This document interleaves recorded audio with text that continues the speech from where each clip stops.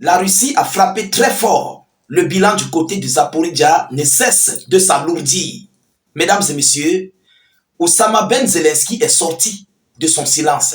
Il était obligé de sortir de son silence parce que ce que les Russes ont fait aujourd'hui, en ce jour du 8, non, ça fait couler assez d'encre. Ah oui, ça fait tellement peur, mesdames et messieurs. On a annoncé un bilan aujourd'hui qui était provisoire, un bilan de 13 repos éternels et d'une trentaine de blessés, mais qui est passé à près d'une quarantaine de blessés parce qu'ils sont toujours en train de fouiller les décombres.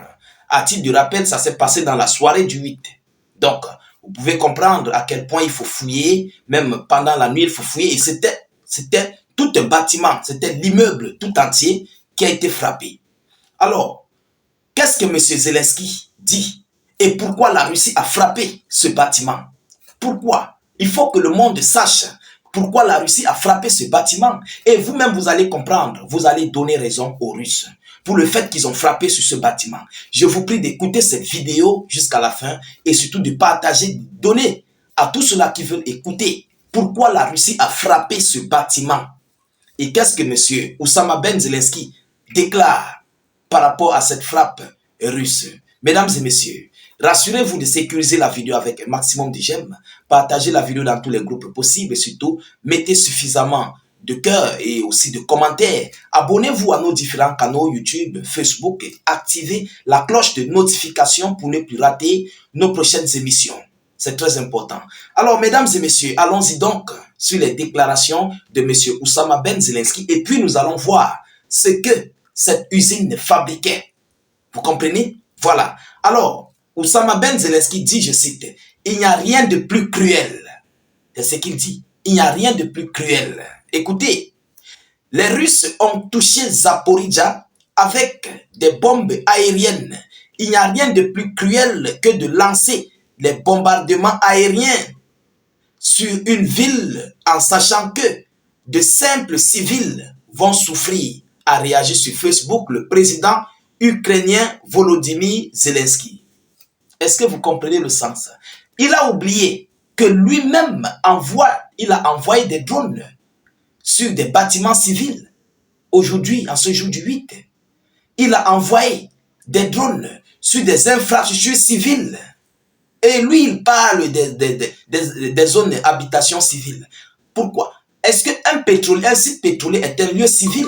Ce n'est pas un lieu militaire, c'est un lieu civil. Mesdames et messieurs, vous comprenez? Et non seulement ça, il a l'habitude, Oussama Ben Zelensky a l'habitude de frapper sur les résidences civiles.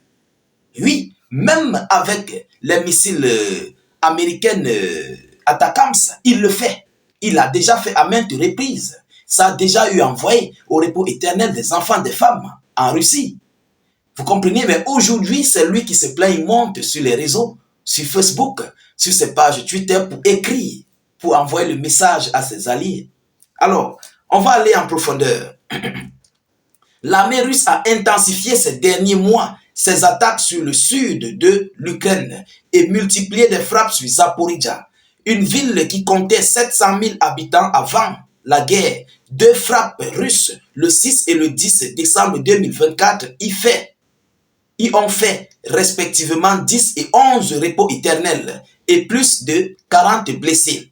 Depuis novembre, l'Ukraine craint une offensive vers cette ville qui se trouve à environ 35 km des positions russes et à 50 km de la centrale nucléaire du même nom occupée par la Russie depuis 2022. Donc, centrale nucléaire de Zaporizhzhia. Incessamment même, Oussama Ben Zelensky et ses hommes ont lancé des drones vers cette centrale nucléaire de Zaporizhzhia.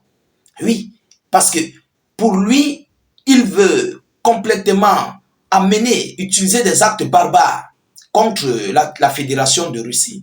Et c'est pourquoi il continue de faire ces multiples actes.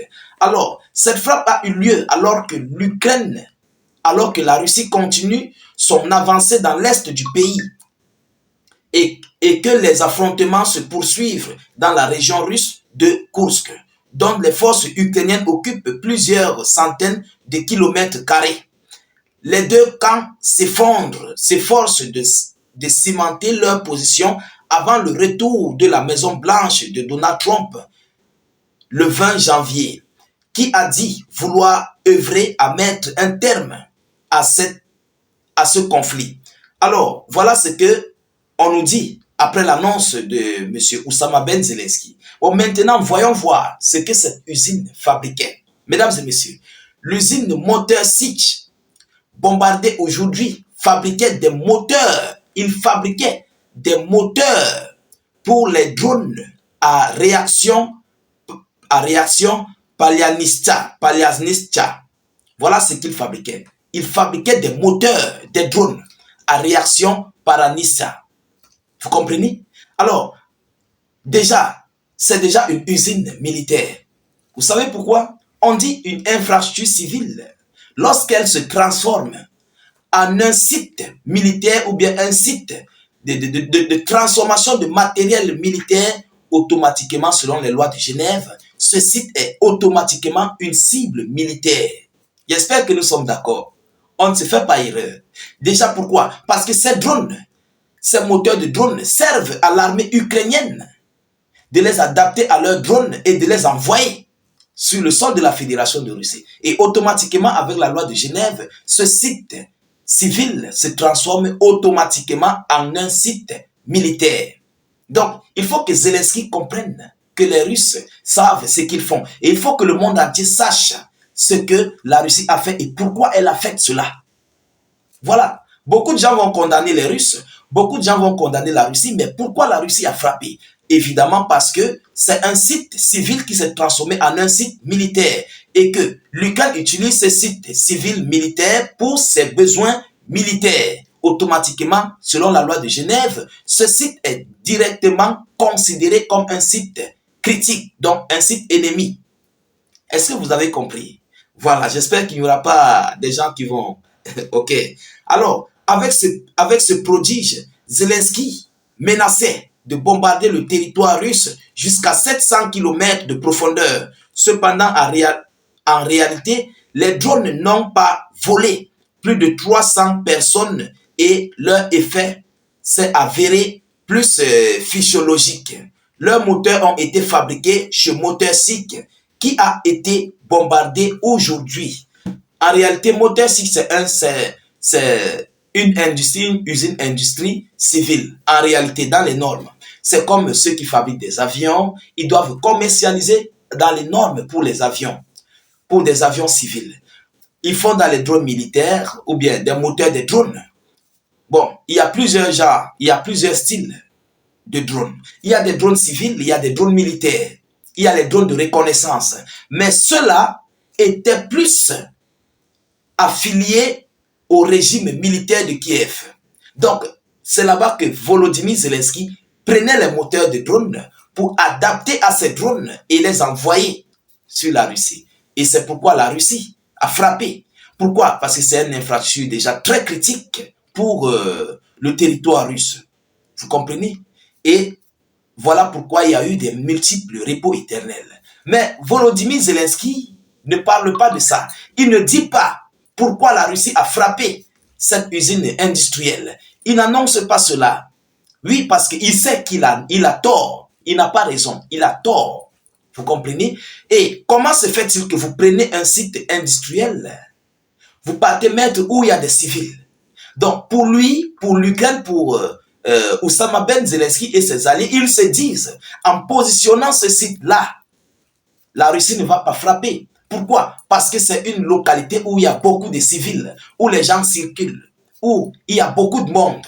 Donc, pour lui, pour eux, les Russes seront incapables de frapper ce site. Mais c'est mal connaître la Russie. Oui, dans toutes les guerres, dans tous les conflits, il y a toujours les balles perdues. Et les balles perdues sont eux. C'est ça qui a touché les blessés sans envoyer les gens au repos éternel. Et oui, c'est de ça qu'il s'agit. Ce sont les balles perdues en fait. Il faut que Zelensky souffre de supporter parce que les Russes aussi supportent. Et il doit comprendre qu'il n'a pas les moyens pour faire face à la Russie. C'est ça en fait le véritable problème. Mesdames, Mesdemoiselles et Messieurs, nous continuons de suivre cette actualité le plus près que possible. Nous ne manquerons pas de vous tenir informés de la suite de ces hostilités. Partagez la vidéo dans tous les groupes et surtout, sécurisez-la avec un maximum de j'aime et suffisamment de cœur. Abonnez-vous à nos différents canaux YouTube et Facebook. Je vous reviens tout à l'heure pour une prochaine série d'actualités. Soyez encore salués une fois de plus. Ciao, ciao.